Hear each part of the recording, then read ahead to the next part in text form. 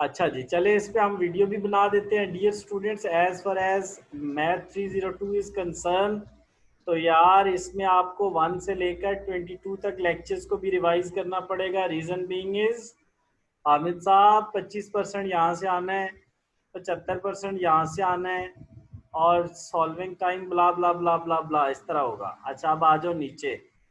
वो कहता है 50% ऑब्जेक्टिव और 50% सब्जेक्टिव होना है, और 50% सब्जेक्टिव में 2 नंबर के, 3 नंबर के और 5 नंबर के क्वेश्चन होंगे। For subjective 4 will be question from each category. 2 number के 4 क्वेश्चन जो 2 नंबर के होंगे, 3 क्वेश्चन जो 4 क्वेश्चन 3 नंबर के होंगे, और 4 ही क्वेश्चन आपके 5 नंबर के होंगे। ठीक हो गया।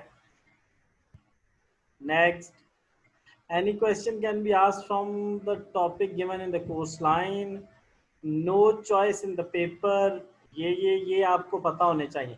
आज आपने देखना है मैथ टाइम आपके सिस्टम में होना चाहिए, मैथ टाइप और सिंपल साइंटिफिक कैलकुलेटर। ये मैथ टाइप भी एक कैलकुलेटर टाइप ही होता है।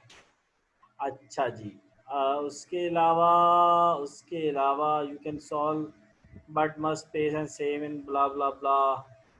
ठीक हो गया। तो ये आपका सिलेबस है जी मैथ का, और आपने इसी के अकॉर्डिंग तैयार करना है, अदरवाइज आप तंग होंगे। तो हमें जवाब ये हम ना लेक्चर इंशाल्लाह 3 दिन है, 3 दिन में ख़त्म कर देंगे। उसके बाद हामिद हम ऐसा करेंगे कि 10 लेक्चर डेली किया करेंगे रिवाइज। Okay sir. ठीक है। बाकी यार इसका डेटा मैं इकट्ठा करता हूँ, इसके ऑब्जेक्टिव पे मिलते हैं कल।